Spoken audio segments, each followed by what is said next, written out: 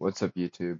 So I was just watching this guy's video about like modern culture and what we are experiencing in society and the housing market and people actually having enough courage to take action and all that. And so this will be a short video, but what is punk rock? Not even punk rock. What does it mean to be a punk? What does it mean to be a cowboy or a cowgirl? What do those archetypes mean? And in my opinion, it means to stare the opposition in the face and ride or run towards them. It means to stare at the thing that you most fear, acknowledge it, feel scared, but still do the thing to oppose them either way. It's to push those feelings down that are limiting and to do what is best for culture and for your family and for the people around you. And so this guy in this video, shout out to Damon Cassidy, he said that caring about having a family, caring about owning a house, having affordable groceries, participating in a community that is one and that is loving and that can help each other out. That is punk rock. And so if that means, okay, so if that is punk rock, right? If punk rock has become something other than music, if punk rock has evolved to just pure intention and pure belief of a brighter future, not even pure belief, but pure want of a better, brighter future, if that is what punk rock is, what does that say about punk rock, the actual music? That means punk rock, the music, is dead.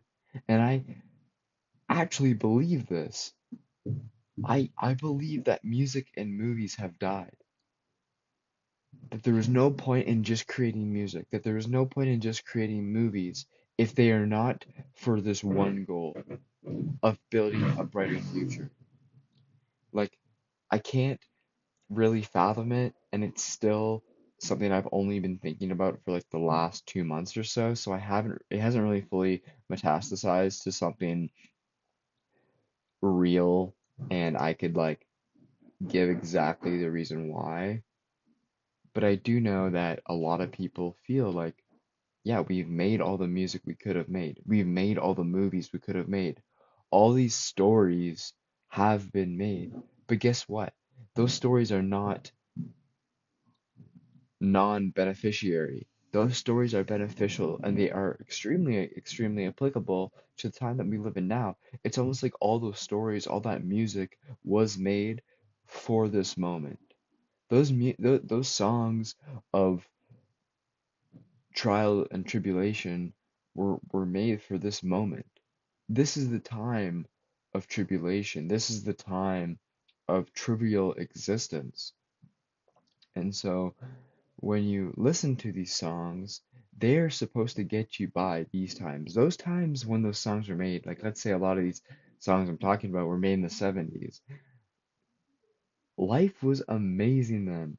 Obviously, there was rough times, but like there was shit to look forward to, right? You had a booming economy and you had like people that were positive and like were youthful and wanted to party. Like you could party.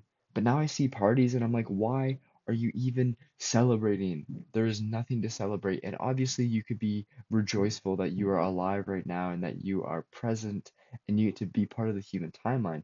Yes, that is something to celebrate. But do not just party to party. What is there left to party about? What have you done? What are we celebrating in this moment? Be happy that you are here. Be prideful that you get to exist. But but why party? Why squander? Why use your existence just to consume? Right now is the time for heroes. And all the music that has been made in the last 75 years, all of the movies, all of the pieces of art, all the clothing, it's all coming to an end. And right now is the time for you to absorb all of it. Remix culture, this is why remix culture is happening. So you can absorb the the entirety of its essence and use that as fuel, use that as inspiration. That is punk rock. Punk rock was never the music. It was never about the music. It was about actually rocking. It was rocking the establishment, rocking the corporation, rocking the elites, rocking the man. That's what punk rock is. That's what being a cowboy is. Any cool archetype that is in a movie or in a show or in story, that is now. This is the time for you to be that. And so this guy said like that's what it means to be punk rock. And yeah, punk rock is not music. It's not music. Punk rock is the intention. And so, punk rock, the music is dead, but punk rock, the intention is never dead. It is always there. Jesus Christ was the number one punk rocker. Jesus Christ is the number one punk rocker. And so, you have to realize that. You have to accept it. And you have to say, okay, how can I contribute? How can I strive to be like Jesus? How can I see Jesus, acknowledge Jesus, and and move towards that? How can I love what Jesus has done? And so that's what it means to be punk rock. And it's not a music taste, it is not a genre, it is a way of life.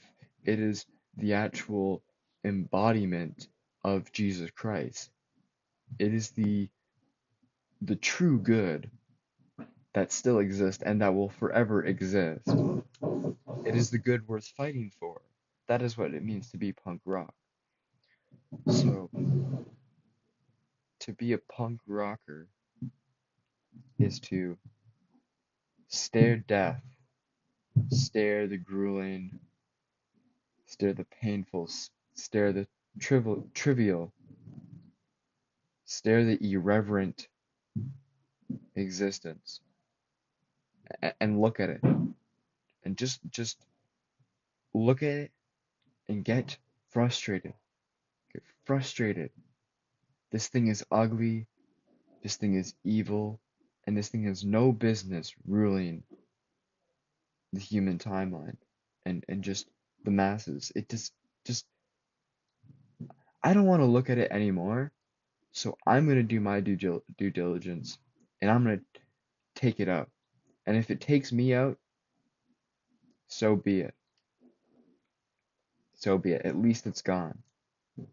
So now that the human timeline can continue to progress in a positive, good direction. But